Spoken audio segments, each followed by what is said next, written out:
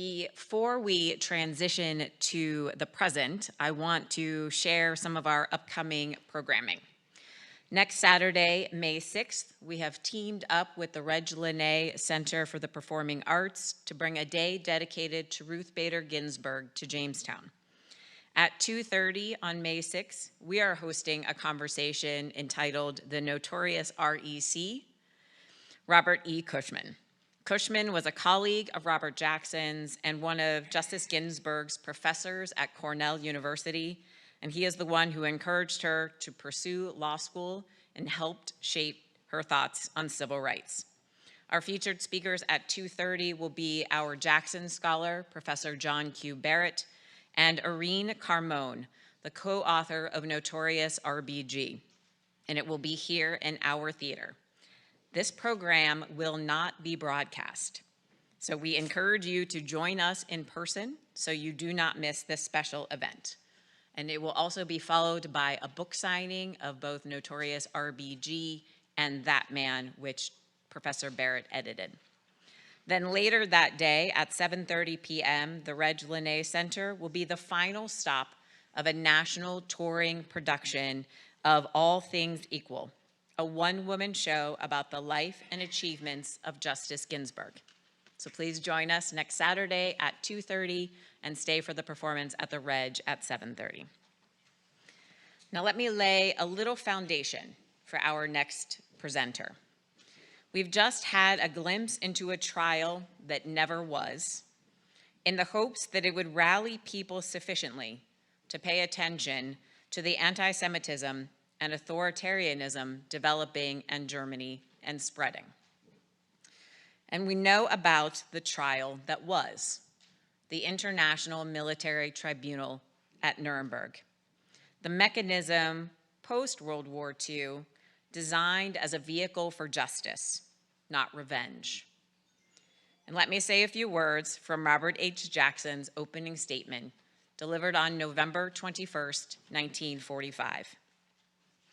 The privilege of opening the first trial in history for crimes against the peace of the world imposes a grave responsibility.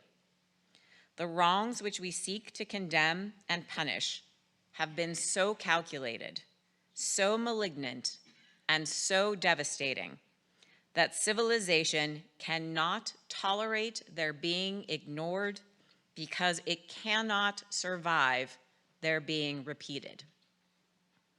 And yet, we continuously subject ourselves to repeating these wrongs.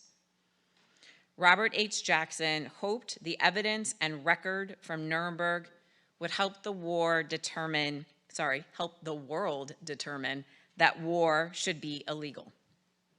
And as Jackson Center friend Ben Ferencz was fond of saying, make law, not war. The crimes developed for the Nuremberg Tribunal are largely the same crimes the international community operates under today. And today those crimes are known as genocide, crimes against humanity, war crimes, and crimes of aggression. Genocide is defined as the specific intent to destroy in whole or in part a national, ethnic, racial, or religious group by killing its members or by other means. Crimes against humanity include serious violations committed as part of a large-scale attack against any civilian population. There are 15 forms of these crimes, including murder, rape, imprisonment, enforced disappearances, enslavement, particularly of women and children, sexual slavery, torture, apartheid, and deportation. War crimes include grave breaches of the Geneva Conventions, which include use of child soldiers, the killing and torture of civilians and prisoners of war, intentionally directing attacks against hospitals, historic monuments, or buildings dedicated to religion, education, art, science, or charitable purposes. And the crime of aggression, which was only activated in 2018, includes the use of armed forces by a state against the sovereignty, integrity, or independence of another state. I would like to introduce David Crane. He was the founding chief prosecutor of the International War Crimes Tribunal in West Africa, called the United Nations Special Court for Sierra Leone, the world's first hybrid international war crimes tribunal. The Special Court for Sierra Leone successfully prosecuted those who bore the greatest responsibility for war crimes and crimes against humanity, to include the first sitting African head of state in history, President Charles Taylor. He recently published a book on his experience there called Every Living Thing, the first time an international chief prosecutor has written about his daily experiences seeking justice for victims of atrocity. Dr. Crane served 30 years in the U.S. federal government prior to his selection by Kofi Annan to be the chief prosecutor of the Special Court, the first American since Justice Robert H. Jackson to so serve. A member of the Senior Executive Service of the United States, he retired from federal service as the director of the Office of Intelligence Review in the Department of Defense, where he oversaw, on behalf of the Secretary of Defense and the Intelligence Committees of the United States Congress, 80% of the U.S. intelligence community organizations. Since leaving West Africa, Dr. Crane has been a leading force in seeking justice for the people of Syria through the Syrian Accountability Project, and assisting in the creation of the international, impartial, and independent mechanism for the Republic of Syria. The Syrian Accountability Project, which is part of the Global Accountability Network, which was founded by Dr. Crane, also houses the Yemeni Accountability Project and the Venezuelan Accountability Project, as well as the Uyghur and Ukrainian Accountability Projects. Currently, Dr. Crane is assisting the international community in the creation of a special tribunal for Ukraine on the crimes of aggression. Dr. Crane is a veteran, having served his country as an officer of the 101st Airborne Division during the Vietnam era and the 82nd Airborne Division, as well as Special Operations Officer in the United States Army. He holds various undergraduate, graduate, and professional degrees from Ohio University, Syracuse University, and Case Western University. He recently retired as a professor at Syracuse University College of Law, where he founded Impunity Watch.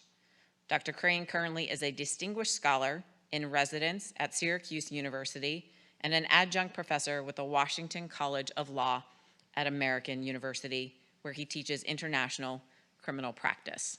I should mention before Dr. Crane starts speaking that this year we are marking the 20th anniversary of the indictment of Charles Taylor, who was indicted on 17 counts of war crimes and crimes against humanity, and that occurred on March 3rd, 2003.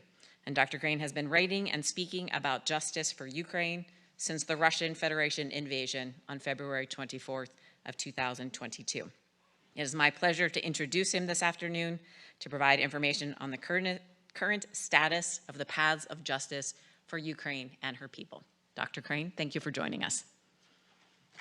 Thank you, Krista, and good afternoon, everybody. It's a real pleasure to be speaking with members of the Jamestown community and other guests. It's a real pleasure. You know, I was just sitting there thinking when we were talking about Robert Jackson and giving his opening statement, you know, as the first American since Robert Jackson to have the honor and privilege of representing victims of atrocity crimes, I was very much cognizant as I was writing my opening statement to the tribunal in Freetown, Sierra Leone,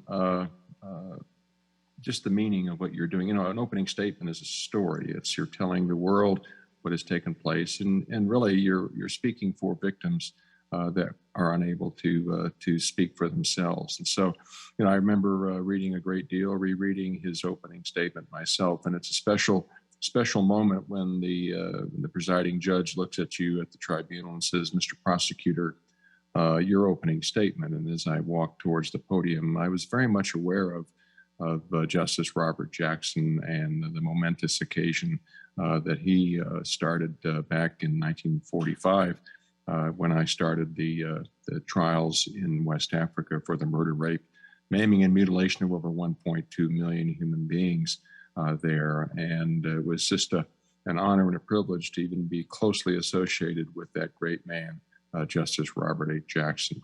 I'm also very, very proud to just be a small part of honoring a great American, and that is Bainbridge Colby, Secretary of State of the United States, and just pausing and considering his legacy and his patriotism towards the United States of America.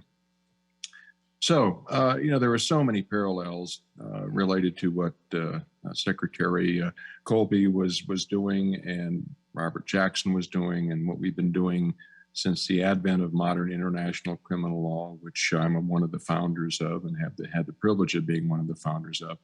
But what I want to talk to you today is that the work needs to continue. The work needs to be done. Justice needs to be done for victims of atrocities, and that's particularly with the Ukraine. So what we'll talk about today is just a little bit about authoritarianism versus democracy, something I know that Secretary Colby was very, very much aware of. And then we'll talk about the actual conflict itself, the impact of the invasion from a military point of view, from a political point of view, and of course, a legal point of view. And then finish up with some challenges that we have related to this Ukrainian conflict that is still taking place, as we've seen on CNN just this morning, as Putin continues to unleash hell upon the Ukrainian people for no apparent reason, and clearly violating all four of the international crimes. And we'll talk more a little bit about that.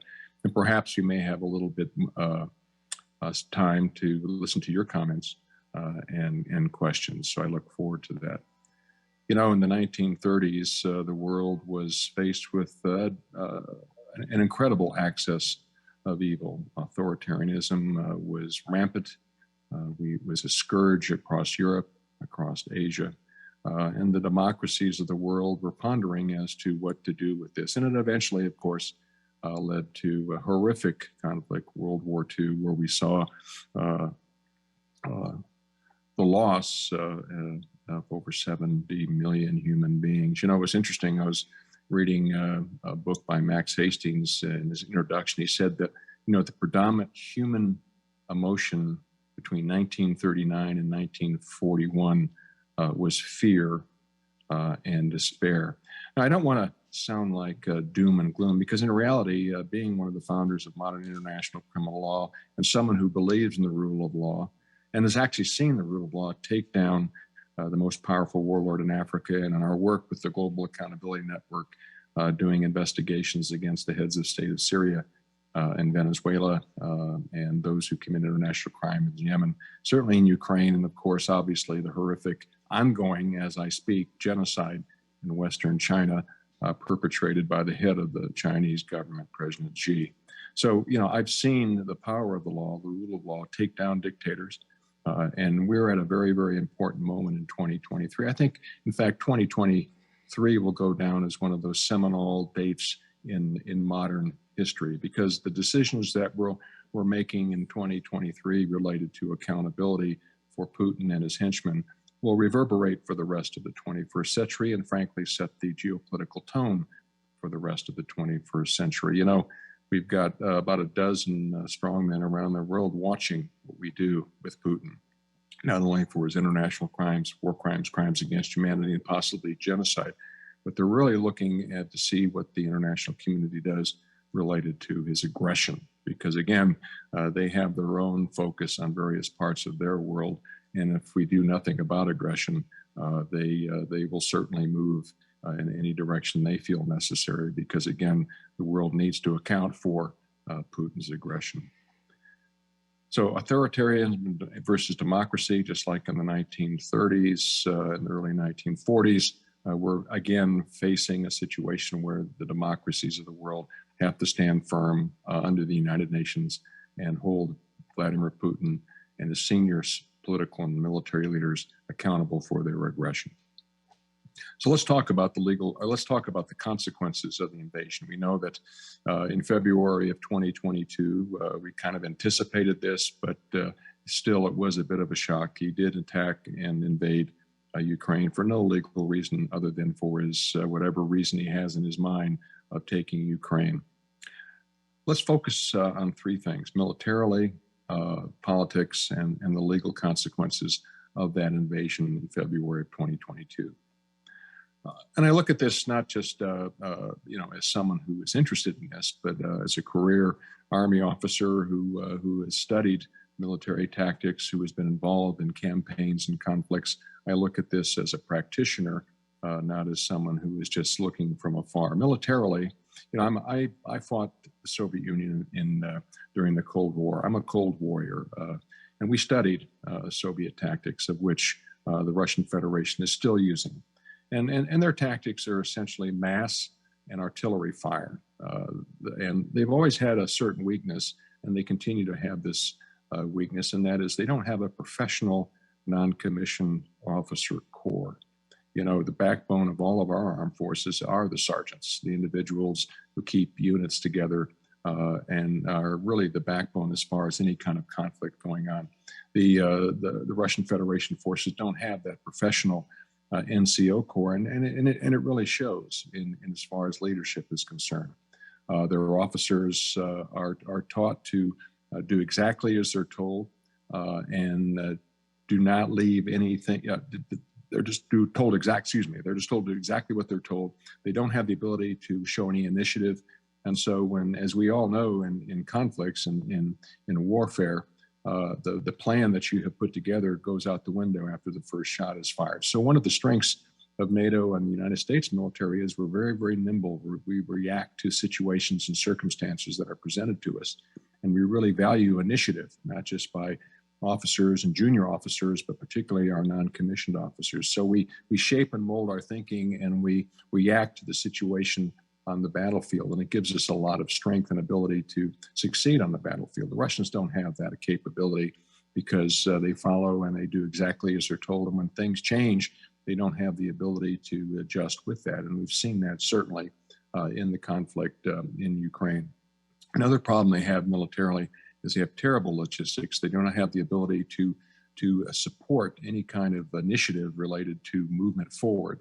And we saw that, of course, as well. And so they're poorly maintained. They have bad weapon systems.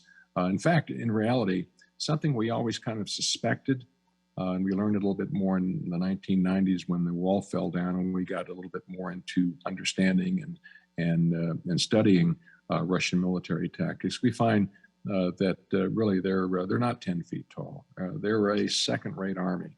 And militarily, we've seen that they have failed on the battlefield. At this moment, they do not have, and really actually never had, the ability to take all of the Ukraine. In fact, they really didn't suspect. They thought the Ukraine would just crumble within a couple of days, and they would just move in. In reality, that didn't happen. And as soon as they started getting stiff resistance, they no longer had the initiative, and they've lost the initiative entirely. They do not have the capacity to win in Ukraine militarily, period. And so that has shown that what are they going to do? Well, since they can't defeat the Ukrainian military, they cannot take Ukraine. They've done something that's really quite horrific, and that is they've decided just to wantonly destroy Ukraine and targeting civilians and civilian objects, which we'll talk about in a little bit. But militarily, the Russian Federation has really lost the battle, and now they're just hanging on for dear life. And we'll talk a little bit more about the challenge of nuclear warfare in a few minutes related to challenges. So that's the military situation that we see right now. The Russian Federation forces have lost the initiative. They no longer have the ability to do offensive campaigning. They're now on the defense, and we're waiting for the Ukrainians to most likely push them out of Ukraine sometime later on this summer. So let's talk about politically, the second points I want to make. Politically, Vladimir Putin, again, assumed that the Ukrainian peoples would just fold, welcome Russian Federation forces into their country, and the war would be over within a couple of weeks. That didn't happen, but he never also really, he felt that Ukraine and NATO and the European Union did not have the political will to stand up to Russian Federation forces, and he made a terrible miscalculation. He felt that NATO was weak. He felt that the European Union was not united.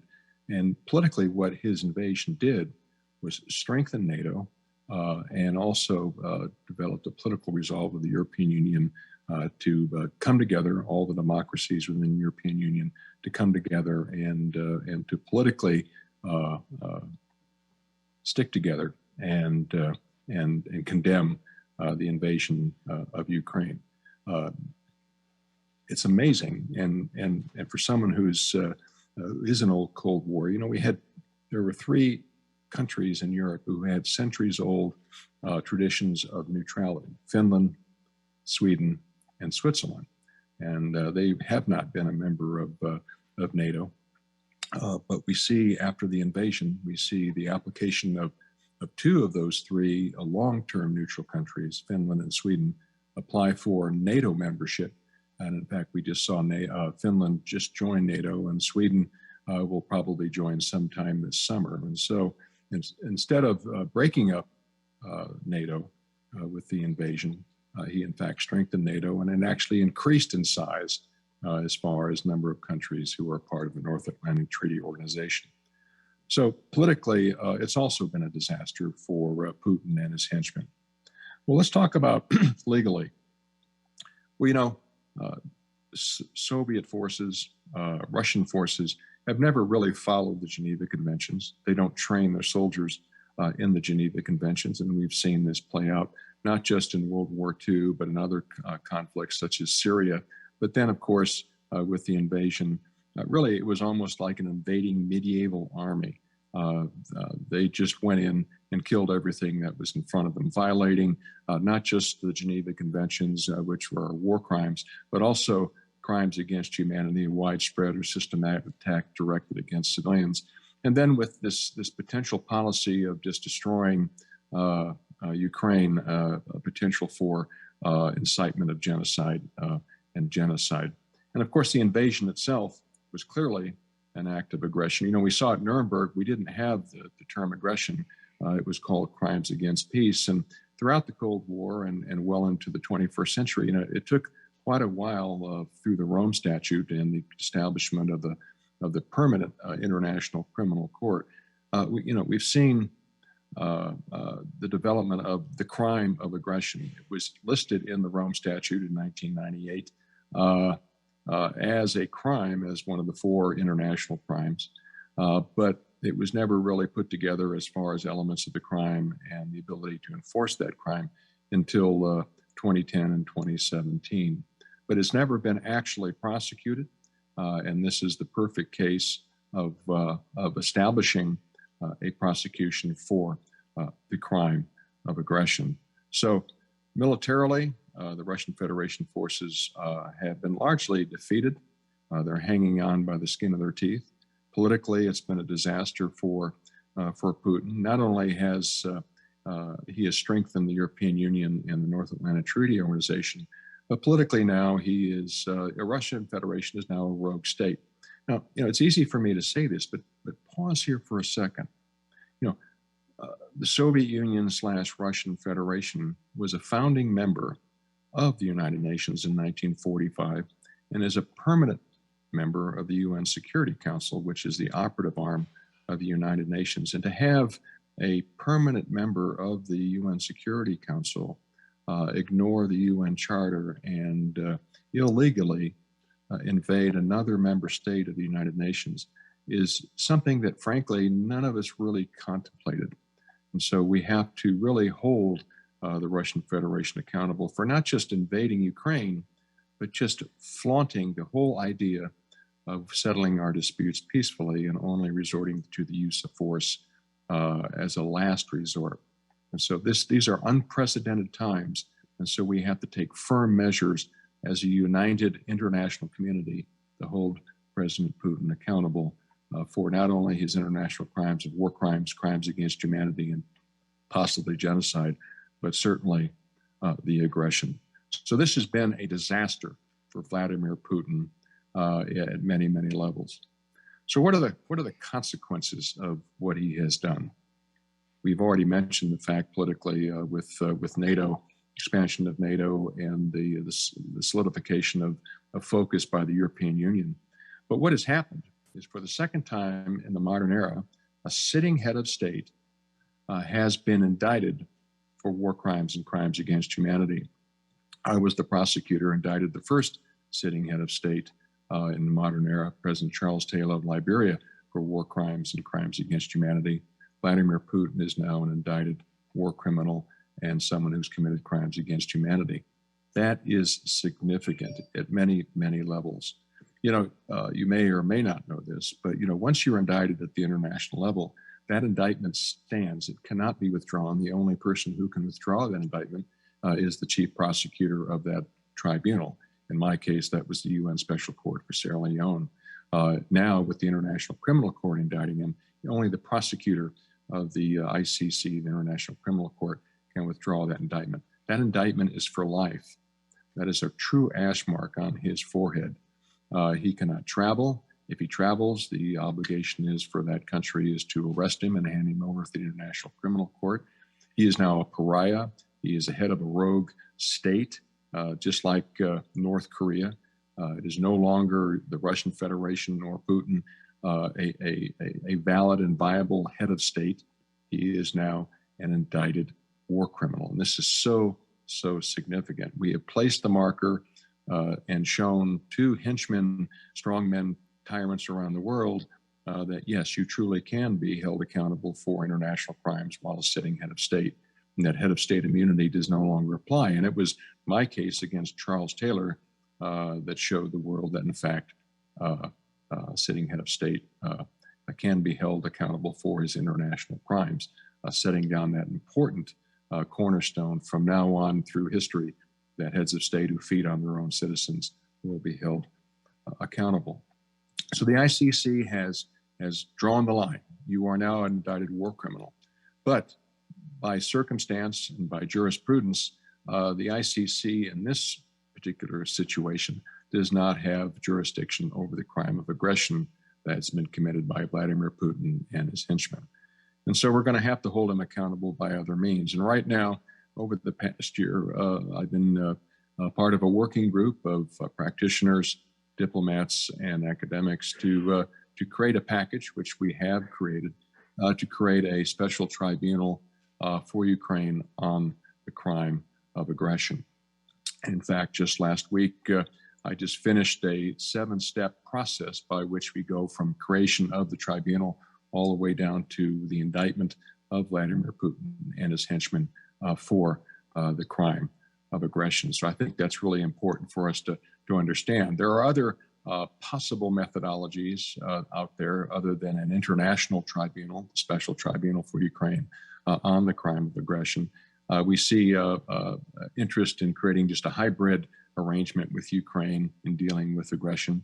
We also see some interest in creating a European-centered tribunal related to the crime of aggression. The challenge for those two courses of action is that head of state immunity may apply to both of those situations, and that we really can't prosecute Vladimir Putin for the crime of aggression. At the international level, we certainly can, with prosecutor versus Taylor as a precedent, when we took down a sitting head of state for international crimes back in 2002, 2003, 20 years ago. And by the way, President Taylor, Charles Taylor, who was the president of Liberia, who we took down 20 years ago, is now spending the rest of his life in a maximum security prison in the United Kingdom. And it really does show the importance of the rule of law over tyranny. So those are the legal consequences of what of Vladimir Putin has done. I foresee that the Special Tribunal for Ukraine, the international effort, which the Ukrainian president and his government want to see happen, I hope and really actually see that the Special Tribunal for Ukraine on the crime of aggression will be established sometime this year in 2023. So what are the challenges here? We've talked about the military ramifications of what's happened politically, legally, and the legal consequences. And we've seen that Vladimir Putin has already been indicted for war crimes and crimes against humanity. And as a side, this is just the first part of the indictment. There will be more charges placed upon him and his senior commanders in Ukraine for what they have done to the Ukrainian people. We do have some challenges, one of which is Putin himself. I wrote an op-ed. I've been writing a lot of op-eds related to this, but Putin has done something what we call is stupid. You know, if people have tried to figure out logically why would a president of a permanent member of the UN Security Council illegally invade another country? It just doesn't make logical sense. And so there's been a lot of discussion to try to explain away why Putin invaded the Ukraine. He must be ill, he must be mentally ill, or a combination thereof. And this is causing him to do irrational things. It certainly is irrational. But, you know, I got to thinking about it. You know, maybe it's just plain stupid. And I'm not saying this to be funny, but this may be just, you know, he's a human being. He's miscalculated. And the invasion by the Russian Federation of Ukraine may just be stupid. Just something to think about. But, you know, Putin is dangerous. He is one of these individuals, a former colonel in the KGB who fought the Cold War, who's someone who believes in restoration of the Soviet Empire. You know, he's unpredictable in some ways.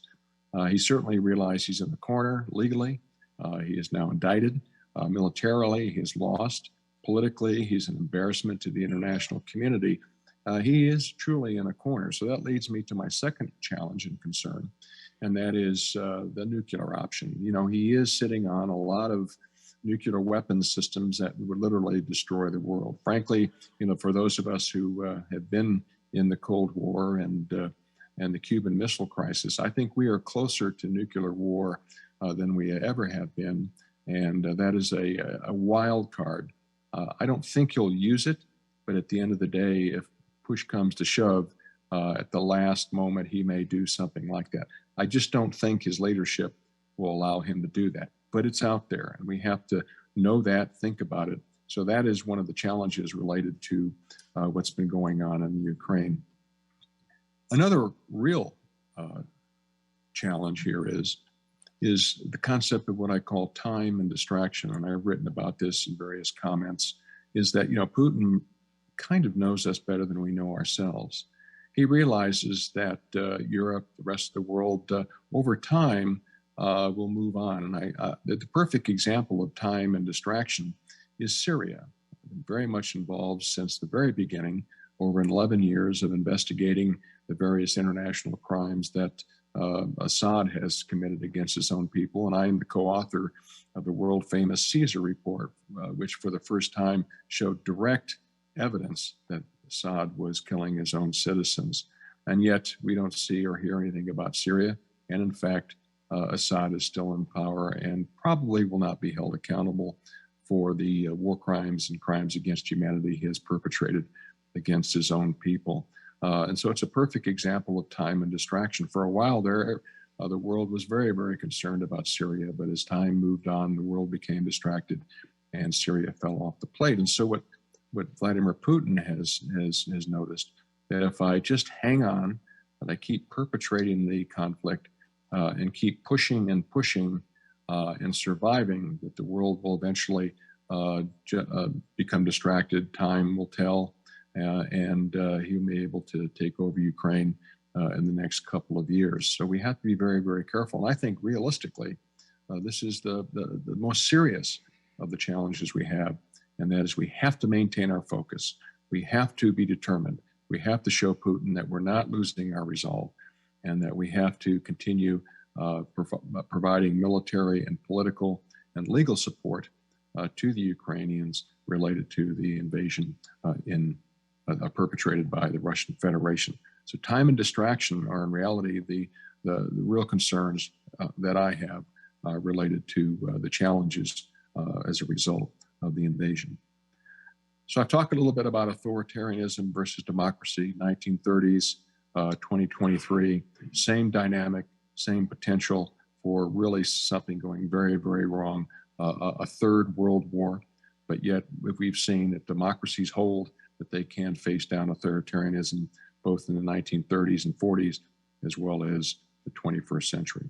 We've seen the impact of this invasion. We've seen that Russia is largely failed militarily.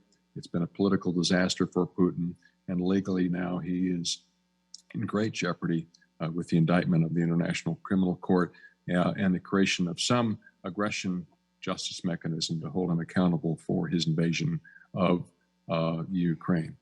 So that is some of the perspectives that I'd like to leave with you.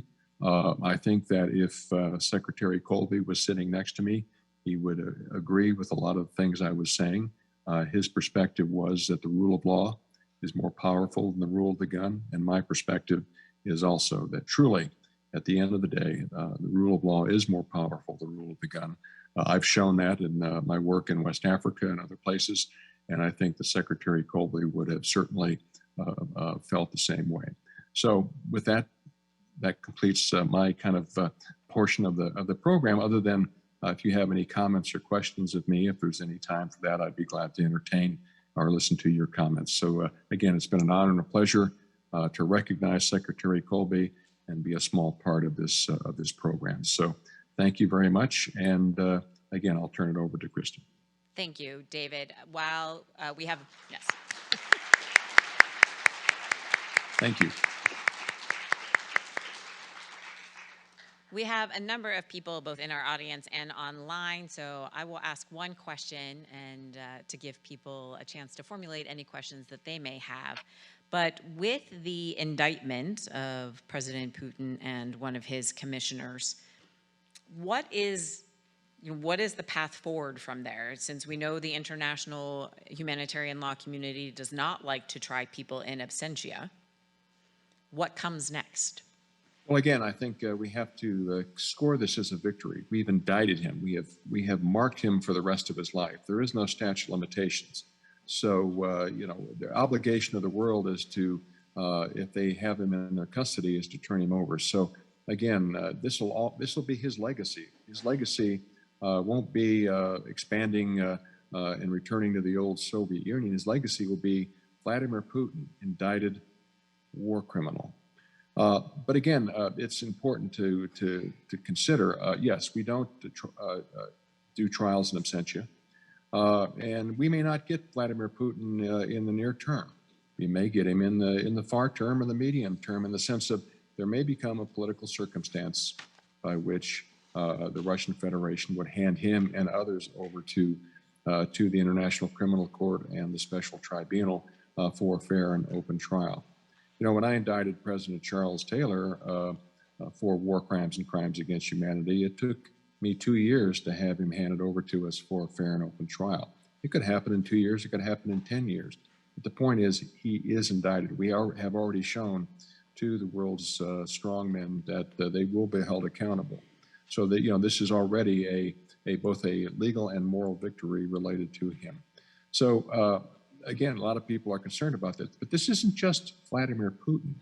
In fact, the Global Accountability Network will be issuing its 3rd edition to Russian war crimes, where we have in our appendix the most responsible parties. And we list all of the individuals, both politically and militarily, who are under investigation and should be held accountable for war crimes, crimes against humanity, as well as aggression in that appendix.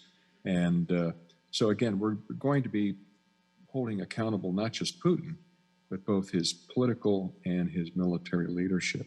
And you think, well, he doesn't care. He doesn't notice these things. Oh, yes, he notices.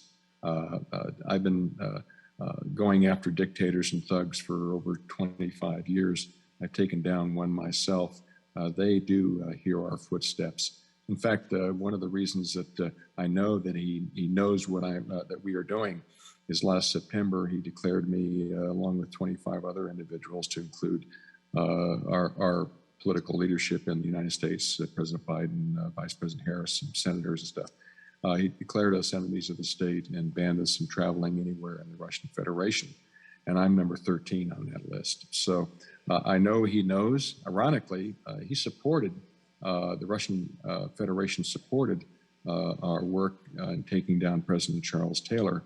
In fact, his ambassador to the United Nations at the time, who I had met and worked with, who supported our work in taking down President Charles Taylor during that time in the United Nations, was a guy named Ambassador Lavrov, who now we are very much focusing on and will take down for the crime of aggression as foreign secretary. So that's a good question, Kristen, and I hope there are some others too. I'd be glad to answer them. Yes, we do have some more.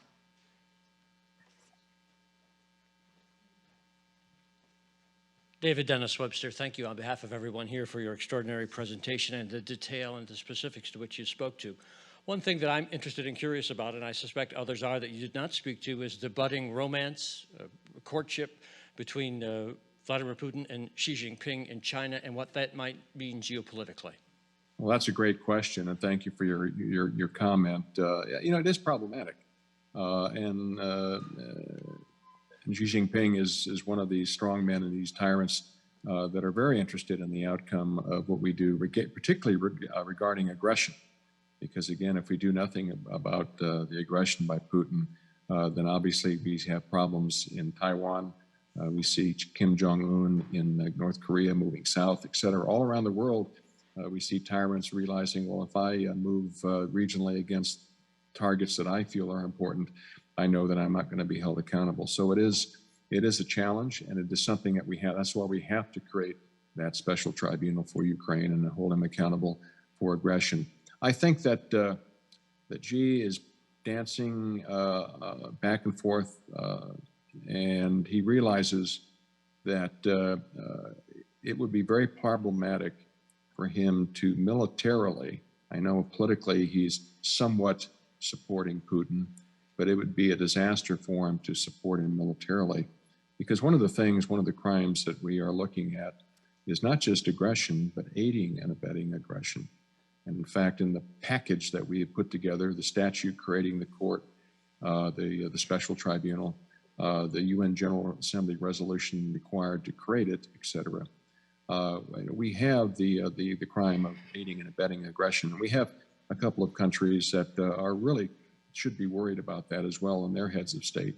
Belarus, for example, Iran, as well as North Korea. So I think Xi is really realizing, particularly now that the ICC has indicted him for war crimes, realizes that that is a zero-sum game. Really, the way China views the world, yes, they are strong regionally, militarily, but at the end of the day, China is all about commerce and trade.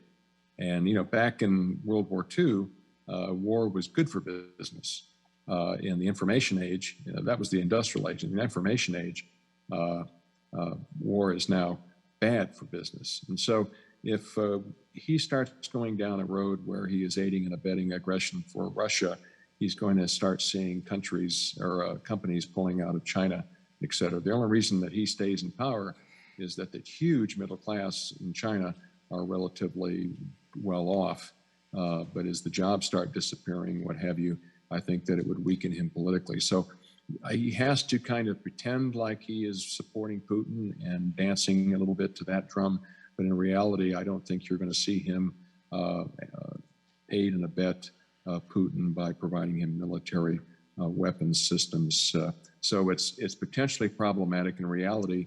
But Xi is trying to figure out how best to go thread this needle without harming himself politically, but also harming the Chinese economy, which is so reliant on all of the democracies of the world who are in fact standing shoulder to shoulder and will not stand for authoritarianism. So that's my considered judgment, but that's my personal perspective. Thank you, David. We have another question from our audience here.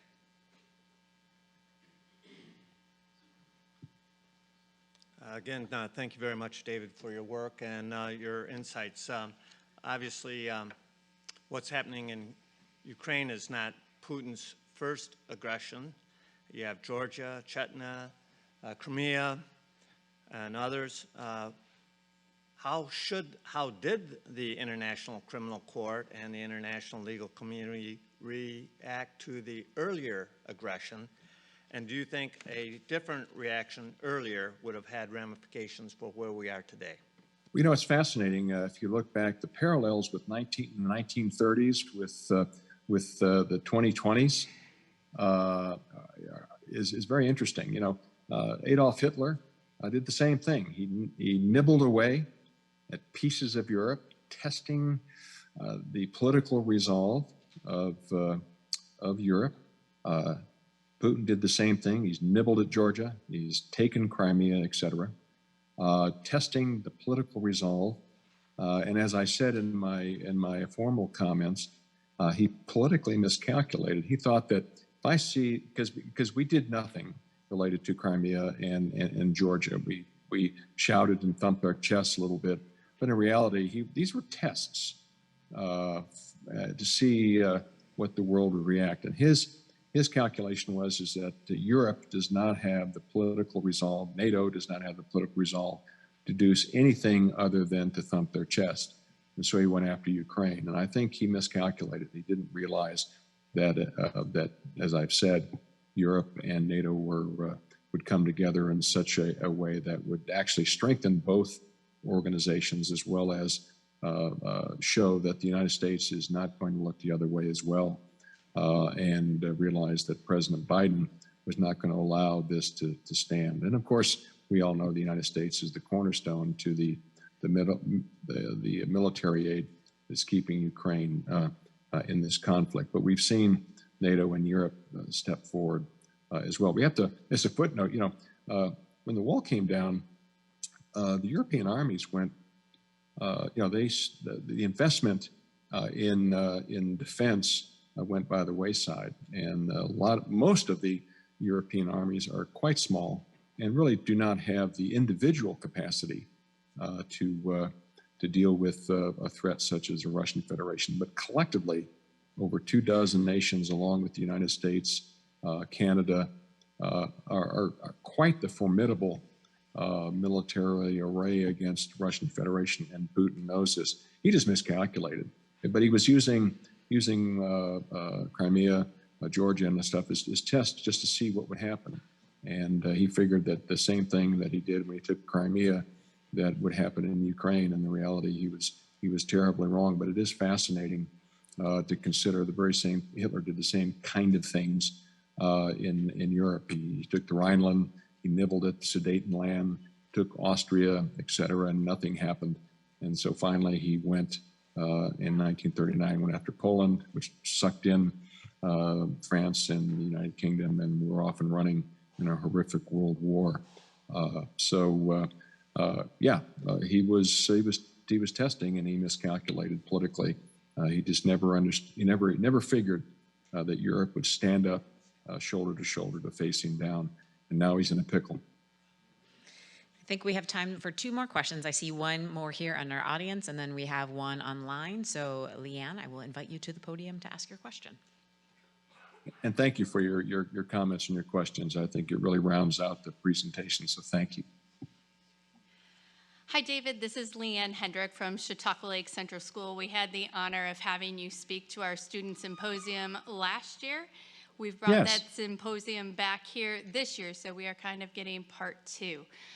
My class has nominated me to come and ask this question of you.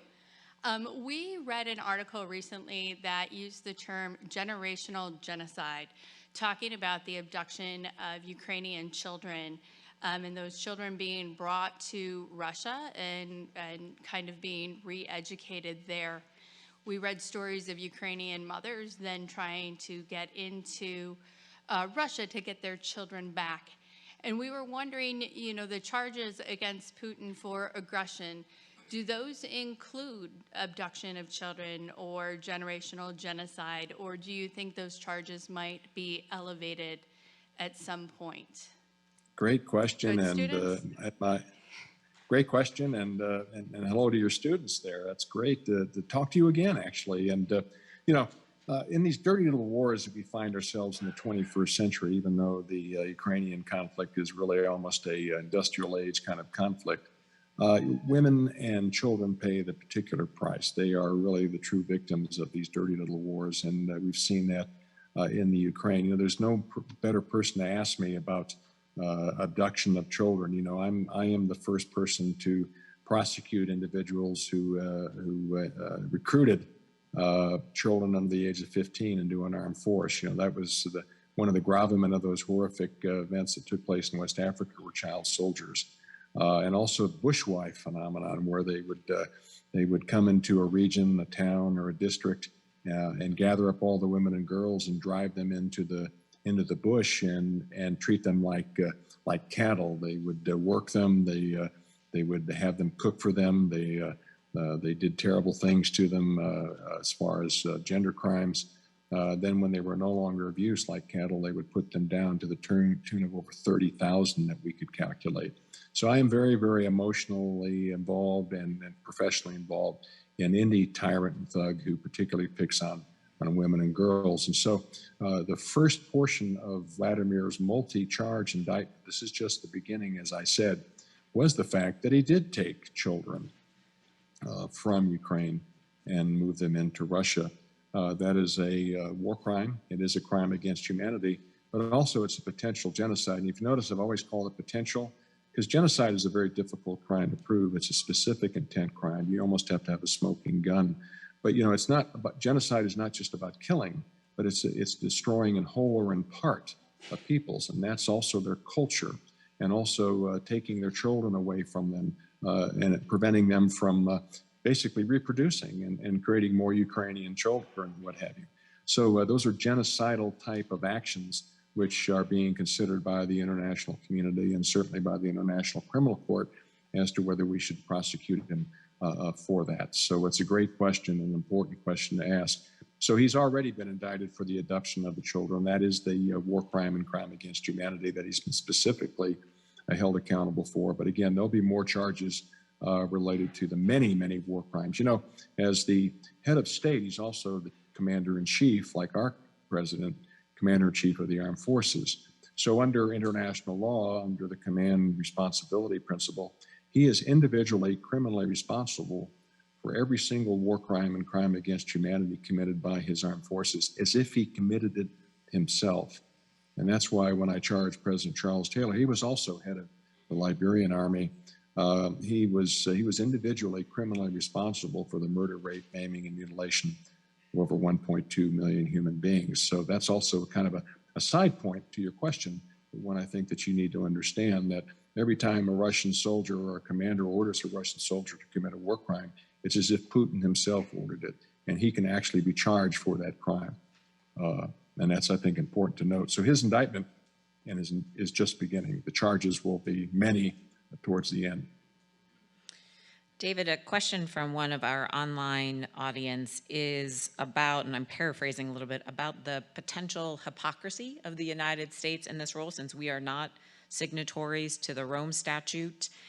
Do you want to address that, please? A question that I'm asked, frankly, frequently.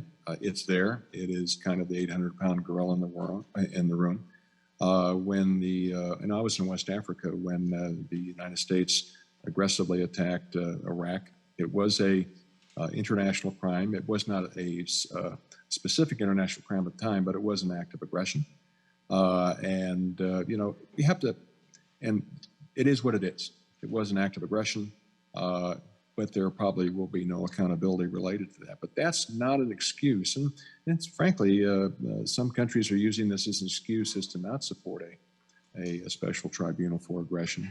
Is that, well, why don't we go after the United States? But the problem is we can't proceed forward as an international community looking at the past. We have to deal with the situation as it is now, and with the ability that we now have to deal with aggression. So yes, the United States aggressively attacked Iraq, but we can't use that as an excuse for not prosecuting subsequently individuals who commit the crime of aggression. It's just a simple analogy. Just because we didn't prosecute somebody 10, 20, 30 years ago for murder or robbery or what have you, does not preclude us from prosecuting somebody who we catch today for murder or robbery. That's just not a proper argument to make. Yes, we do have that problem in 2003 with Iraq, but that is not the way we should shape and mold our approach now that we do have the capacity as well as the resolve to prosecute Putin for the aggression now. But it's a fair point, and one that has to be logically addressed. But again, as we've seen, the United States has now formally declared that Vladimir Putin needs to be prosecuted for the crime of aggression. I think that's a huge step forward. You know, it's interesting.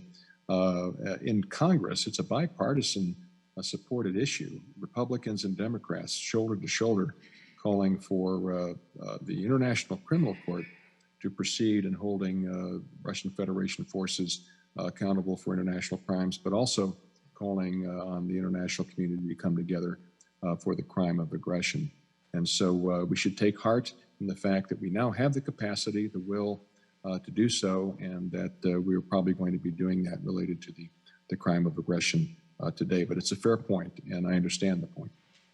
Thank you, David. One final question from our online audience is, what is the possibility that arrest warrants will be issued against other people in Russia, or even additional warrants against those who have already been indicted? Those will happen.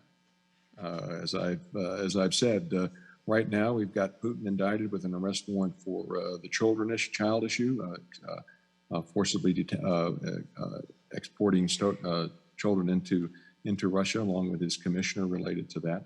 But that's just the beginning. We have many individuals who will be investigated, indicted, and prosecuted for all the war crimes, crimes against humanity, and potentially genocide, as well as the aggression.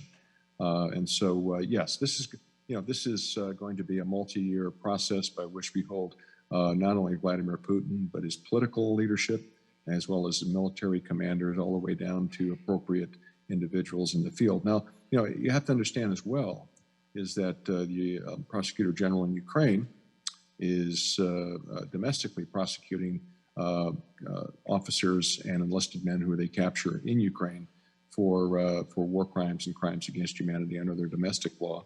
We also have several NATO countries within Europe who are already doing the very same thing based on their domestic law and the jurisdiction they may have over them as well.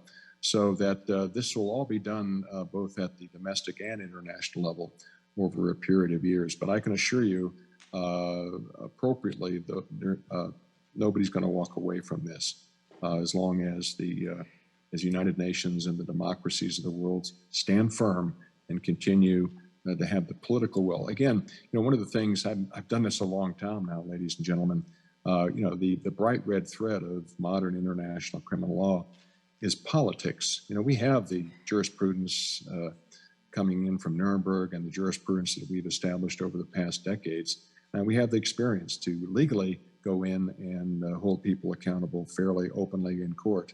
But to create an international tribunal will be at the UN Special Court for Sierra Leone or the Special Tribunal for Ukraine on the crime of aggression. The decision will be a political one. And so the bright red thread of successful modern prosecutions at the international level it is politics. And as long as the world continues to be politically interested to do this, then it will happen. Because again, as we see as the genocide going on in Western China, the genocide, the world is not politically interested in dealing with that. So we see nothing happen, as with Syria, as with Yemen, as with Venezuela. So if there's no political interest or decisions to do something about it, a justice mechanism will not be created. But here we do have it. And now we just have to, as I kind of warned you, time and distraction is a problem, is a challenge.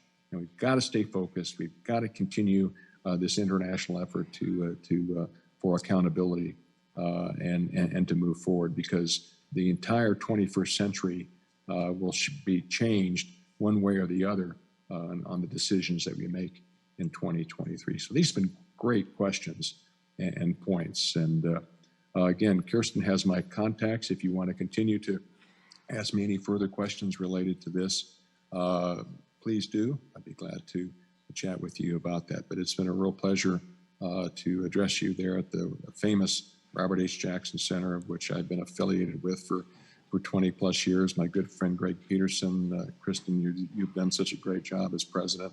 But again, let's continue the fight, and that is the rule of law is more powerful than the rule of the gun. And it was established clearly by Robert H. Jackson. Thank you. Would you please join me in thanking Dr. Crane?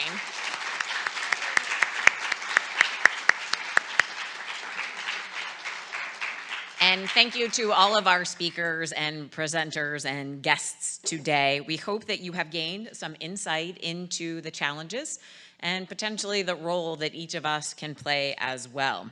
A common conversation that we have here at the Jackson Center, largely tied to the art in our banquet room, which if you have not seen it, I would encourage you to visit it, is that where you spend your time and your money matters. And so we thank you for spending your time here with us today, learning and participating, and we hope to see you on May 6th and at some of our future programs. Have a great day.